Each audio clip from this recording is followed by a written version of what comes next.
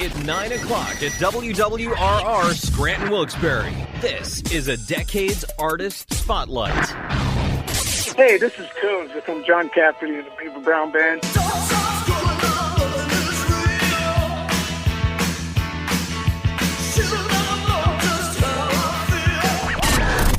This is Astrid Plain of Animotion.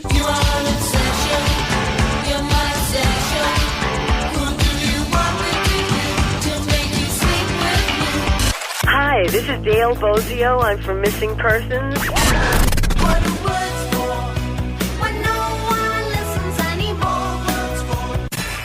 You've been listening to Decades. And you are listening to Decades. And you're listening to Decades with Joey Kramer, my man. This is the Decades Artist Spotlight. Now, here's Joe E. Kramer with this week's artist. We are in a Decades Artist Spotlight this week. Jack Russell of Jack Russell's Great White. Two Great Whites now. Mark Kendall's Great White and Jack Russell's Great White. And, of course, Jack Russell, the original voice of Great White, and a brand new album from the Jack Russell version of Great White. It's phenomenal. He saw it coming. And I'm going to play a bunch of tracks tonight, and we're going to talk to Jack. So you don't want to go anywhere. Let's kick it off first with one of my favorites off the album, Jack Russell's Great White. And Jack Russell in the Spotlight, Blame It on the Night. This is the Decades Artist Spotlight. Little darling, daddy's little baby,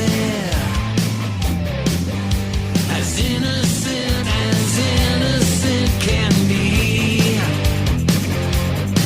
Now she's older, daddy's little baby,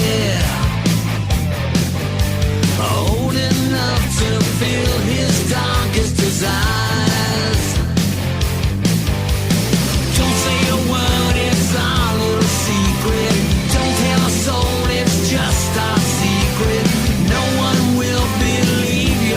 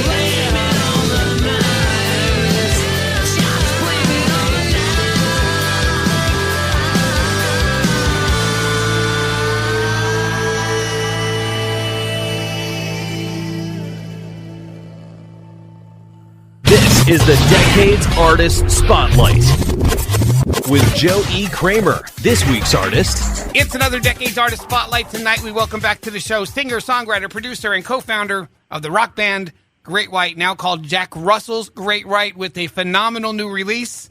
He saw it coming. The one, the only voice of Great White, Jack Russell. How you doing, brother? And I mean that, the only voice, because it is. I'm on my show every week. Once in a while, I have a co-host come in with me, and we argue all the time. And you could replace the guitarist, you could replace it, but when you replace a voice, it changes everything. Yeah, I have to agree with that, and not just because I'm biased, but I mean, I've always said, if I want to hear Van Halen, I want to hear David Lee Roth. Right. I mean, don't get me wrong, I love Sammy. He's a friend of mine. I think he's got an amazing voice, but that should have been called Van Hagar. And everybody, I think everybody refers to him as Van Hagar, I think. Yeah, I mean, and that's no diss on the band at all. They wrote some of the most brilliant material right. together. But I don't want to hear Sammy singing Ain't Talking About Love, and I sure don't want is Dave singing any of Sammy's songs. I mean, it just doesn't make any sense. And it seems to be back then it happened. It was successful to them. Now, 30 years after some of these bands have been together, the changes they've gone through, and it seems just like it's accepted that bands will go on with maybe one original member and they have a new voice and still calling themselves the same band. And to me, it's like a cover band. Yeah, I know. And it's but I don't want to talk all about that because you've been through that for the last couple of years. No, exactly. You've been there, done that. That's water under the bridge. I mean, we know all the success you've had with Great White. I mean, it's everybody knows the hits, the millions of albums you've sold. Now, last time I talked to you, you were going through a lot of. I mean, you had your issues. You had medical issues. You're feeling better now, I guess. I'm great. I'm fantastic. Yeah, I quit drinking a year and a half ago. Came out of a coma after 5 days, and the doctor basically told me if I was going to drink again, I'm going to die. He said you not might, maybe, could. You are going to die because your liver will not handle it. So I have no choice, thankfully, because that's probably the only thing that would ever made me quit. Because I was so bad. And now I feel great. I have a whole new lease on life. My body feels great. Physically, I'm doing better than I ever have been. My voice is really, really strong. Writing some great tunes, written a whole new album, which I think is fantastic. It really is. And that's the one thing I'm happy about the interview being delayed, is because I've got to listen to the album over and over and over again. And it's truly a fantastic album. It really is. Thank you very, very much. I think it's definitely not your grandmother's Great White. No, it's not, and that's a good thing though, because you want it different. It's a good thing. I didn't want to go out there and rehash, one of my earlier stuff, right. Earlier Great White stuff. I wanted this is Jack Russell's Great White. It's not the same band. There's a different spirit. There's a different writing collaboration going on. And, it's just fun, and I'm having a great time, and I think it really shows the music. I mean, we go with, this is such a diverse record. I can't see anybody listening to this and going, well, I don't like anything on it. Right. I mean, you're going to like something, even if you don't even like this kind of music, you're going to like something. Absolutely. I mean, it's definitely, I think it's one of the best. I think it is the best thing that I've ever worked on. And I'm not saying that just because I was part of it. I mean, if this was somebody else's record, I'd be like, damn, that's good. And I mean, you're hooked up with Frontier, which Frontiers has been doing some fantastic stuff with bands. Yeah, they're a label that's not afraid to sign the older bands. And, the problem for us is we're getting stuck in this heritage band thing. Right. Well, we're not. This is a brand new band. You know what I mean?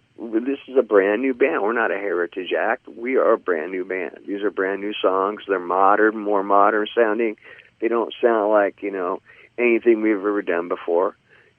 So I'm trying to get unstuck out of that heritage thing. It's like a shortcut to thinking. It's like, play us. Get us on the radio. Play us, man. Don't be afraid. People will love it. But, does it help you?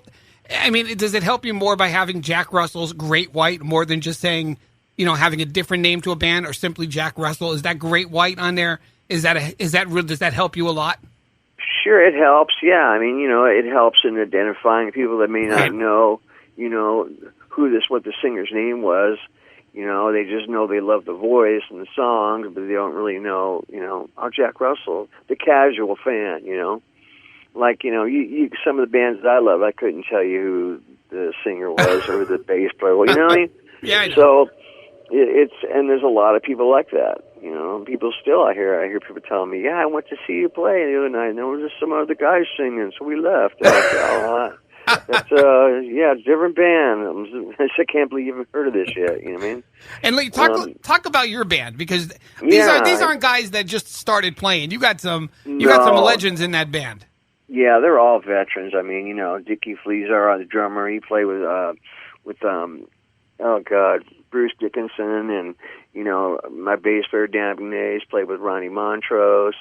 My guitarist Robbie Lochner played with Rob Halford and Fight. Tony Montana, of course, he played with Great White through the big years, and then you got little old me, So I mean, it's a great band. It's a really good band. They play well together. They get along great. It's really complement each other, and everybody's having fun. There's no animosity. There's no water under the bridge. There's it's nothing but love and having a great time. And like I said, Great White's put out a lot of music, and when I look back at Great White, I think of some of my favorite albums like Twice Shy, and my favorite all-time album by Great White was Hooked, which was one of my favorite albums, and I put that up there beyond that. As far as I love the sound of Hooked, and I love the sound of this because it's different. It's just I'm going to go through some of the songs here in a second, but sure, it just doesn't sound like Again, you're saying like the heritage. You're not going to pick this up and say, "Oh, this is You can't put a label on it. It's not a metal album. It's not a hard rock album. It's got everything on it. Yeah, and you even rap on it. No, I swore I would never do that. And this part just came. It was accidental. We were just running down the song, right? And I was just scatting the lyrics down so that people would know where they were at. And I came to this part, and it just came up, and I just started doing the rap. And I got done, and I was like, "Whoa, that's really cool. We're going to leave that. I just got to write some words for it," because it was like, "We rap that when he's all about it, he's all about it, he's about," And then it goes, "That smooths me."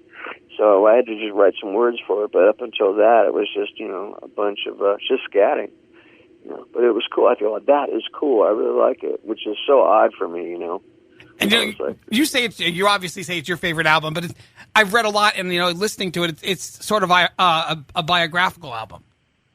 Oh, well, everything I've written is very biographical. But you say this is more. This album is more personal. Absolutely, this is the most transparent I've ever been with my lyrics. I mean, it's down and dirty, and it's open and honest.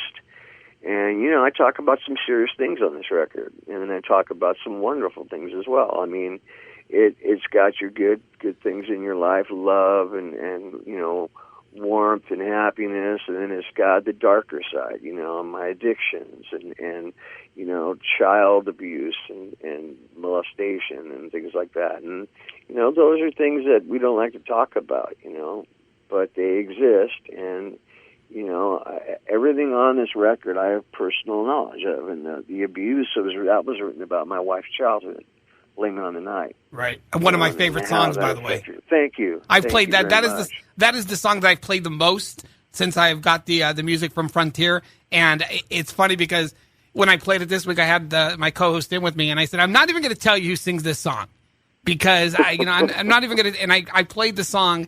And then coming out of the song, I talked about the album and everything, and he would it didn't, you didn't think of a Great White, a quote Great White song sounding like that. Right. And because it was, go ahead. Yeah, no, go ahead. It was just so, I want to say melodic, but it's such a hook to it. The chorus of Blame It on the Night just sounded, it's such a hook to it. Well, thank you. I appreciate that very much. It's simple, but that's what it needed to be, I could have wrote some John Bon Jovi-esque, living on a prayer type hook, but that, that's not what the song called for. Right. It was simple, That was my words, to the person, to the perpetrator of this, it was just tell yourself, blame it on the night. I mean, here's your excuse, And, I want to get more back to the songs here, but this album was also two things, a Pledge Music album, which you could talk about that, and you and Robbie produced it, correct? Correct. So talk a little about Pledge Music, because a lot of people are doing this. A lot of people are turning Well, to... yeah, Pledge Music, we sell packages of stuff, like signed 8x10s, posters, signed albums, special T-shirts, things of that nature. We had house parties for sale. We had guitar lessons, fishing trips, all kinds of stuff, and people could buy. And what we do with that money is we put it back into promoting the album. I don't want people to think that for 1 second that we pocketed that money, because we didn't. All that money that they put to us, we helped. We're using it to help push our record. And promotion is such a big part. It is. I mean, it is. Because, the thing is, your record companies, they're only going to do so much. Right. There's only so much money, and there's a lot of bands. And, so we're figuring, look, we're the ones that are really responsible at this point for our, for how well we do. Let's face it, it's gone to guerrilla warfare now. So we're in the trenches battling it out, man, and we're just trying to get our stuff heard and get as many people as we can to hear it. Because I know if they hear it, they're going to want to buy it. She walked up to me as if she knew me. Asked me if I'd like some company. Her price was stated, negotiated. Next thing I knew, I was in ecstasy. Ooh, stay till the light on the sun. Oh, one simple word she said. Oh, hanging around on my head. She moves me. She moves me. She moves me. Oh, she moves me like the wind moves the rain.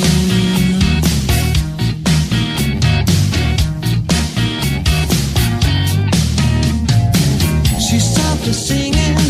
I hear her ringing. Another client on the telephone.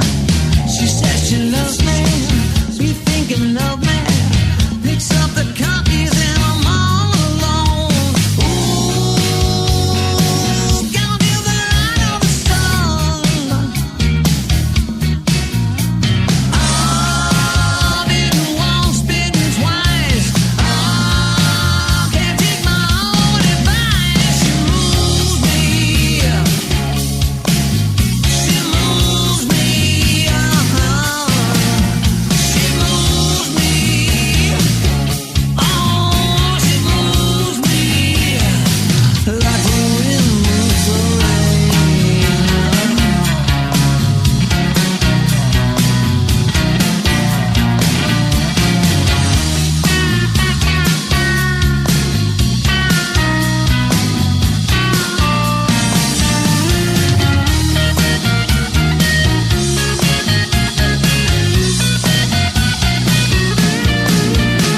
Ain't fooling myself that she's all mine. You want something good, you gotta pay for the time. She gives her love, then she takes it away. My mind says leave, but my heart says stay. I try my best and I'll testify that this ain't love, it's just a lie. But I'm still here and I'll tell you why. The beat's so hot, she moves me. She moves me.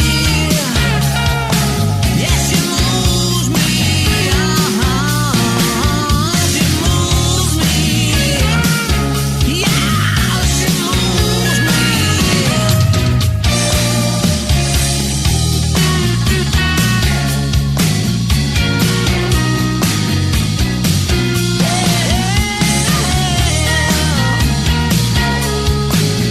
She moves me.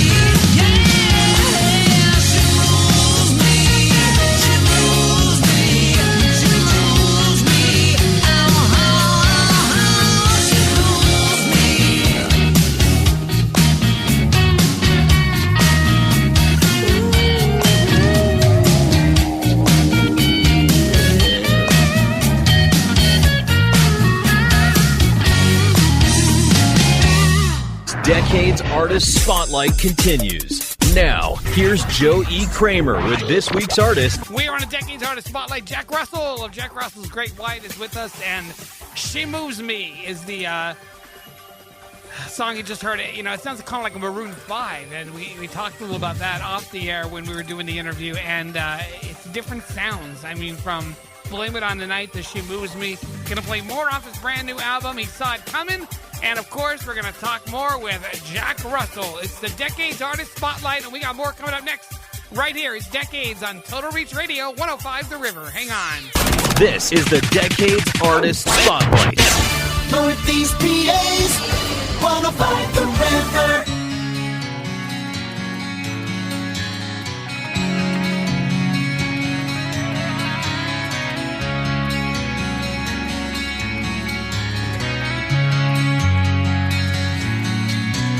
So here we are, so far away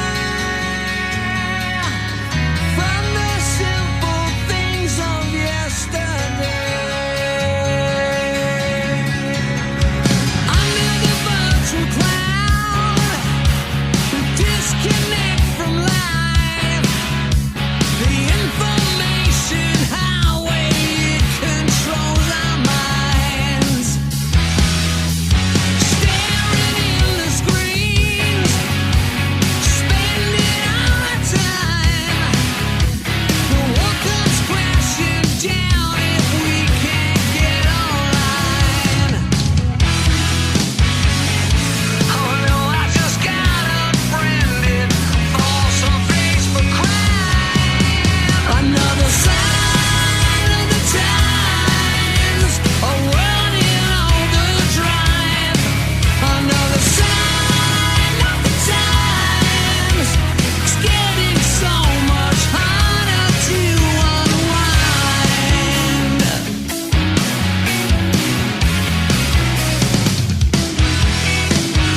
People do anything just for a chance of fame, till self-will comes along and blows out their flame. So many worthless trollers hating their own life. Another sign of the times, a world in overdrive. Another sign of the times, it's getting so much harder to unwind. So far away from the simple things of yesterday. Here I am, so far away.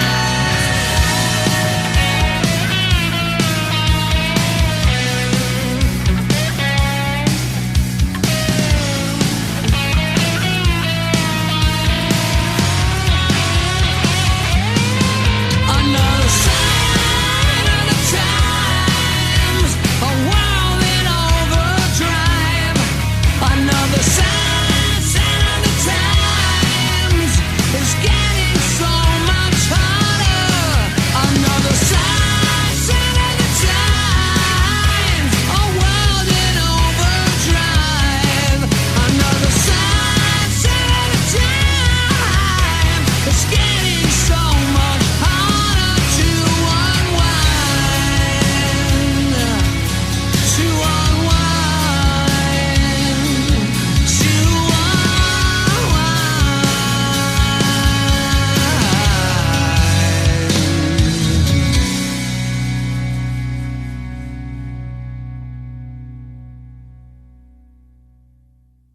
Decades Artist Spotlight continues. Now, here's Joe E. Kramer with this week's artist. We're on the Decades Artist Spotlight this week. Jack Russell of Jack Russell's Great White is with us. Got a brand new album. He Saw It Coming, which is in stores right now. Amazon, iTunes, you name it. They're on the road, of course. And that was just Sign of the Times, which is the second release from the album. So we're going to hear one more in just a little bit. But first, let's get back to talking with Jack Russell of Jack Russell's Great White on the Decades Artist Spotlight. Now, you and Robbie talking about producing, you guys go back to the inception of the Jack Russell's Great White, so you've worked together for quite some time. Yeah, we have. It's been a little over 5 years, I believe. And, him and I are just like magic. He's my best friend, and we're, I don't know, when we get together, just some magic happens. And producing an album, I mean, that puts you like in every, you had to basically have full control of it. Oh, absolutely. Absolutely. Robbie, is such a good producer and player, songwriter. He's so good. He's like one of those music theory guys, Right. He's a real musician, where I'm kind of like shoot from the hip, So it's a good team, we really come up with some great stuff together, albeit he has a lot to do with the harmonies, like when the a cappella song Godspeed on the end. I wrote that with him. We sat down with the guitar and we wrote the song, and I'm like, okay, what? Now we got another ballad. I don't know what to do. We need to do something different with this because we've already got a couple ballads on the album. I go for it to put this on there. It needs to be really special. He goes, well, how about I do something a cappella with it? I started laughing. I'm like, what, like a barbershop quartet? Like, well, that's what I thought of. Straw hats. When I straw heard hats and canes and, I heard of it. White striped shirts. I thought of like doo-wop when I heard it for some reason. Well, that's what it is. It's like doo-wop. Right. But initially I was like, what do you mean? Like, that's barbershop quartet. You know what I mean? He goes, no. He goes, just I got an idea. Just trust me with it. I go, you know what? Okay, you've trusted me on some of my stuff that you thought was stupid, and you ended up loving it. So I'll let you go.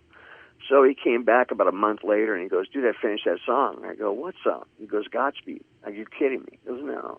So he put it on. Oh, he goes, you want to hear it? I go, well, of course I want to hear it.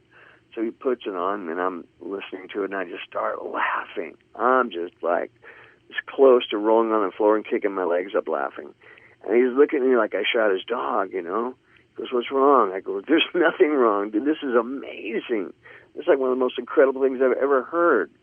I just couldn't believe it, and it's one of my favorite songs on the record. It's so unusual, and so not rock, but it is, And being that you did, you got to write these songs. What's your when you talk about? Because I'm fascinated when people with the writing of songs, because I can never write a song. I mean, I play the music. I play the music on the radio. I can't play any instruments. But do you go? Did the vocals come first? Did the melody come first? You get an idea, and then you just start playing around with it, go back and forth with it. I mean, do you start one song and then say I can't think of anything else and go to another, or is it a process? You do one song at a time. Well, no. Sometimes we're working on multiple things. But generally it's. Like, let's say, for example, She Moves Me. Okay, I came up with the idea for the music. I came up with just a little riff. And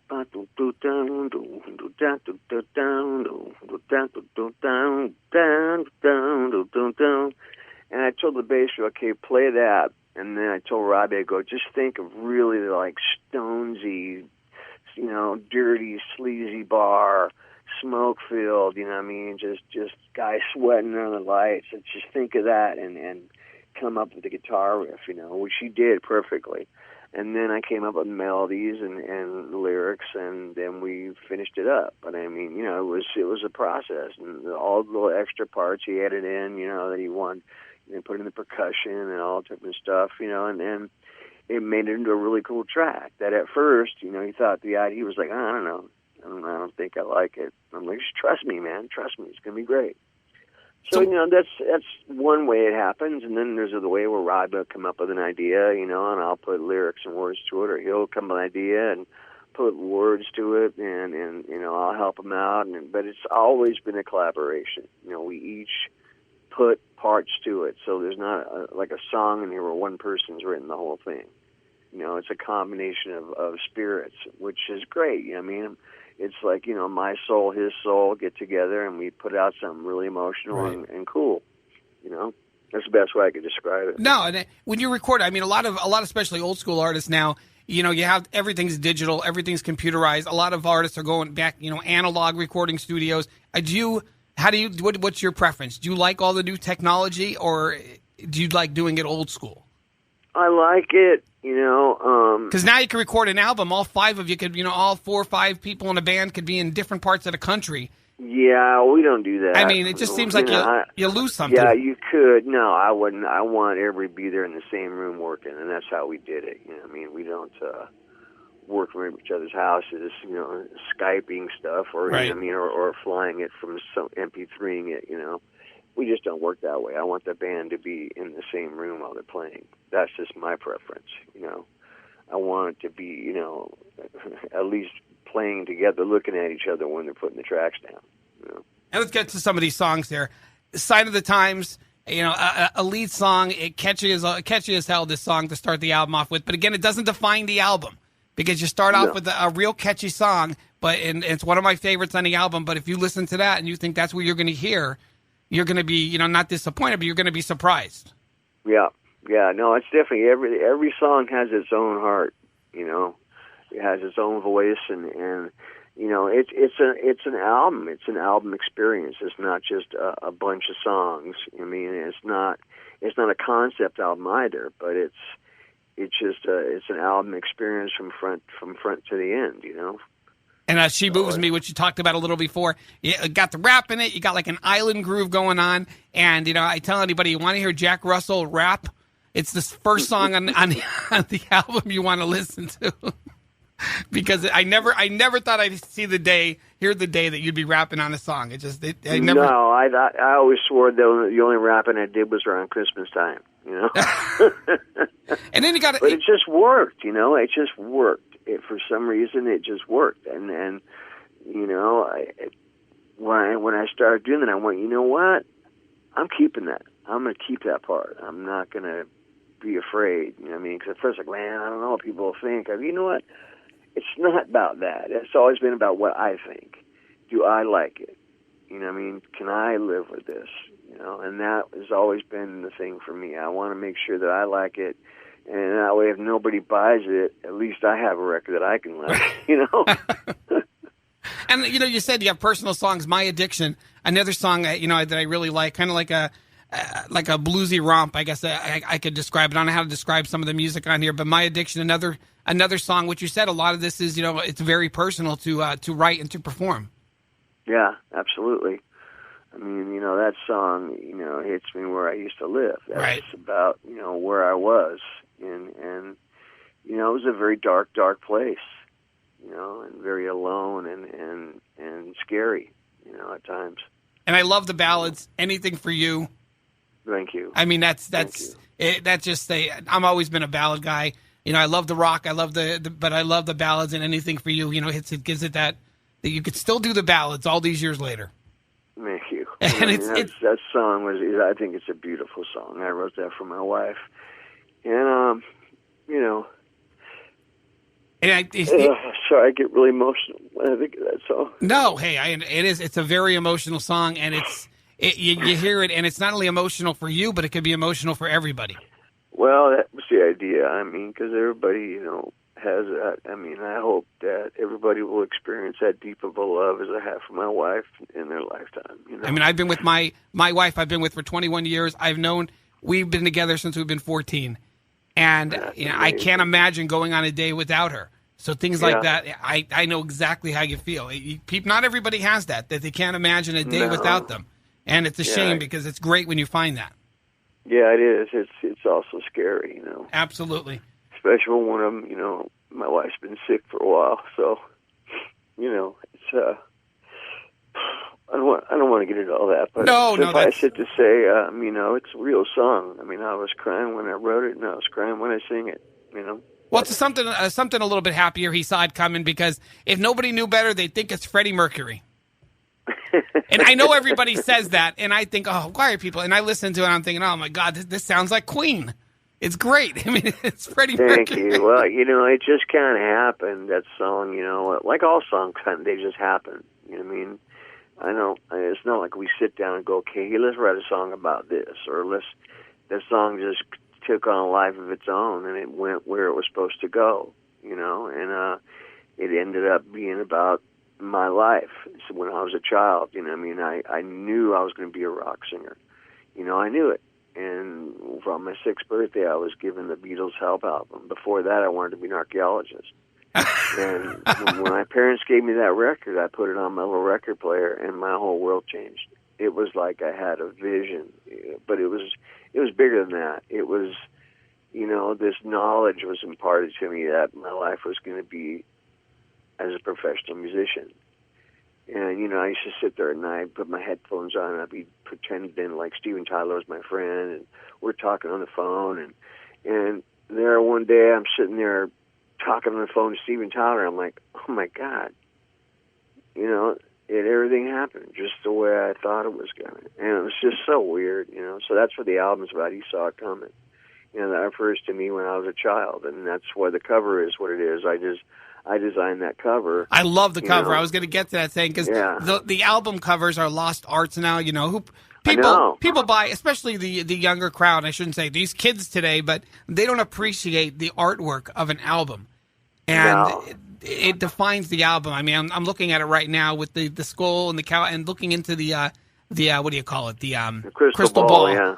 And it's, you know, it's such a great. I used to love opening albums and staring at the album covers. Oh yeah, me too. I used to have a little thing on my wall that held an album cover, and above it said "Now Playing," and I'll put the cover up there while I was listening to the record. You know, It was just great. cool. You know, Absolutely. Yeah, it was a total ceremony. You know, you come home, you race to the store. If you spent 2 nights or a night overnight waiting for the store to open to get your, you know, for the release, and new Zeppelin albums coming out or Aerosmith.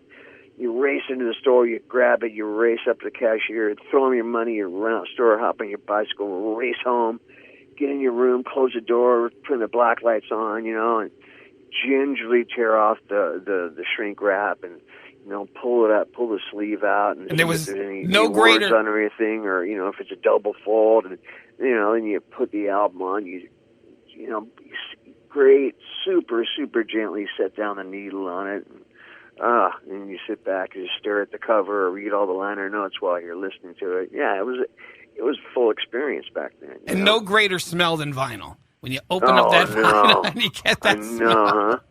They put, I mean, it was so cool. They put out, I actually put this out in vinyl, you know. Everybody's putting their stuff off on vinyl. It was amazing. I happened to see my own album cover again. Right. You know, it's been so many years, you know, since I've actually seen something that I've done in vinyl, and for it to be my debut album was really special, you know, really significant for me. And I could talk all day about these songs. I know you have a tight schedule too. And Don't Let Me Go, my absolute favorite on the album. No doubt, love it, hands down. That is my favorite song on the entire album. Thank you. And I'll Blame It on the Night. We talked a little bit about that, which is you know, it's a radio friendly song, which is fantastic. I mean, it's got that hook. It's one of those songs you start singing after you play it and you can't get it out of your head, which is a compliment to songwriting because that's exactly what you want to do, right? I mean, Exactly. And Spy vs. Spy, starting off with a guitar solo, that's always the best. I mean, when you can start off a song with a guitar solo, that's where it all starts. Thank you very much. Yeah, that was an idea I had that Robbie again was like, I don't know about this song. I go, trust me, dude. Trust me. There's so many people out there that read Mad Magazine, you know? Right. They understand what I'm talking about, you know? So what else is going on? I know I'm going to be at the M3 Festival, and you're going to be there. We're going to be there, too, yeah, you know. We're just, you know, booking more dates and, you know, working on trying to get the song on radio and trying to get a tune in a movie. You know, I mean, there's several songs on here that I think are movie-worthy, you know. I mean, Godspeed, I could totally see that. Godspeed, I love the doo-wop. Yeah, it would be great in the beginning of a romantic comedy, you know. I mean, so would you just said it. Which I'm Blaming on the Night? No, or Don't Let Me Go. Don't Let Me Go, yeah, right. That would be perfect. I mean, there's so many songs that are movie-worthy, like Spy vs. Spy, for example. That could be great in a spy flick, you know. That's Absolutely. kind of why I wrote it, you know. Now you're doing obviously you're doing the festivals, but are you doing a lot of solo dates with the band? I shouldn't say solo. I should say, you know, regular dates with the band. We will be sure. We'll be doing some club shows and some other shows. We're going to play wherever we can play, you know. And you're going to be. I hope you're going to be performing a lot of this new stuff in concert. Yeah, we are actually. We're doing a few songs, and we're also we're doing, you know, we're going to be doing a lot of stuff off the Once Bitten album. You know, which is great because I mean you got to. Yeah, which is great. Well, it's 30th anniversary. It's our 30th anniversary of the Once Bitten album. You know, and no matter what, people, you know, they want to hear the songs that they're accustomed to hearing. So I mean, you go to see Jack Russell and Great White. That's, you know, you want to hear those songs too. Absolutely. The album is called He Saw It Coming. It's in stores right now at Jack Russell's Great White, and you can get it anywhere: Amazon, iTunes. It's available for download. I suggest you buy the vinyl so you get this full album cover because it is absolutely incredible. It's a Decades Artist Spotlight. Jack Russell with us tonight. Jack, as always, it's fantastic talking to you.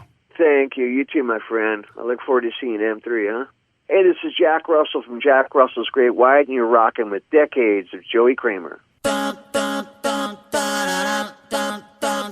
Remember when we walked out in the evening?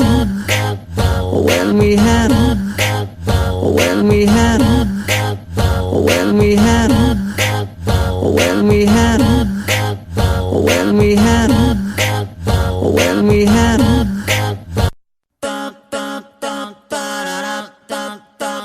Remember when we walked out in the evening?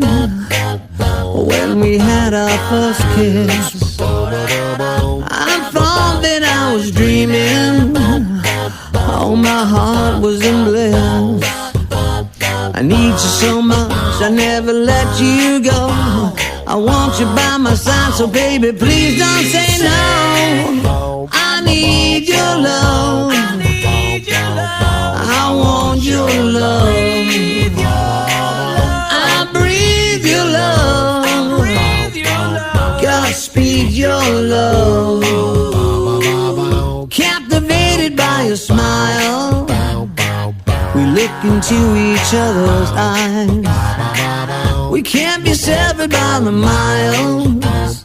Loving you's been such a surprise. I love you so much, I want the world to know. I need you by my side, so baby, please don't say no. I need your love. I want your love. I breathe your love. Godspeed your love. Godspeed your love.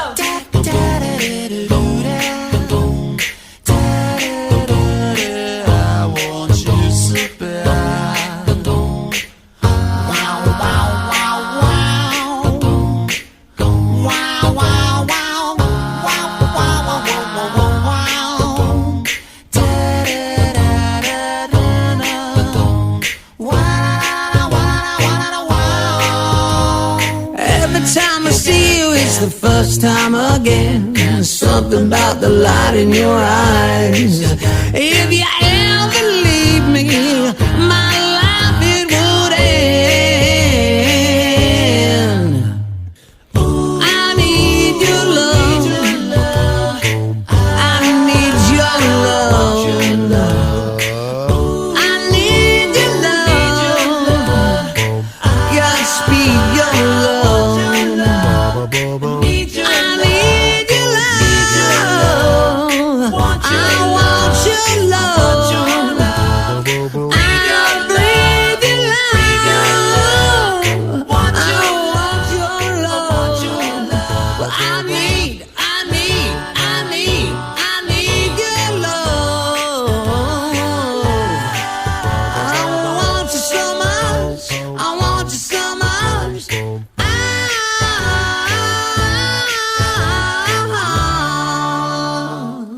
This week's Decades Artist Spotlight continues. Now, here's Joe E. Kramer with this week's artist. Well, this was a Decades Artist Spotlight. Jack Russell from Jack Russell's Great White. He Saw It Coming is the name of the brand new album. That song right there, Godspeed, the doo-wop that we were talking about. And that's what the album's like. Every track seems to be different. And songs you definitely wouldn't heard on a conventional Great White album, no doubt. But they are. Every song is better than the next. I promise you, pick it up. I'll be playing more music, of course, by Jack Russell's Great White every week, and I wish him well. No doubt. He's had a lot of different, like he said, addictions and problems, and he seems like he's on the right track now, so we'll see. And they'll be at the M3 Festival, of course, in Maryland coming up on April 28th and April 29th. Next Saturday night, we got a special guest with us, which I am not going to talk about until next week. You have to tune in. A radio legend will be with me next Saturday night. And the following week, the 15th, Moana Wolfgram from the Jets. Remember the Jets? Cross My Broken Heart. Make It Real. You Got It All. What other songs? I'm trying to think of all their other ones. What was the other one? Oh, man. It's missing me. It's moving my mind here. I can't believe it. But they had a multitude of hits in the 1980s. And we're going to have Moana Wolfgram, one of 17 children in the Wolfgram family, with us next Saturday night on the Decades Artist Spotlight. Do not miss it. Crush on You. That was the other song. That was their debut. It came to me just like that. That's what happens when you get old. We got more Decades coming up. Don't you go anywhere. This is Decades on Total Reach Radio, 105 The River, 104.9 and 100.7 FM, 1340 AM around the world at 105theriver.net, Decades with JoeyKramer.com, and the Radio Bold app for your iPhone or Android device. More Decades coming up. Hang on.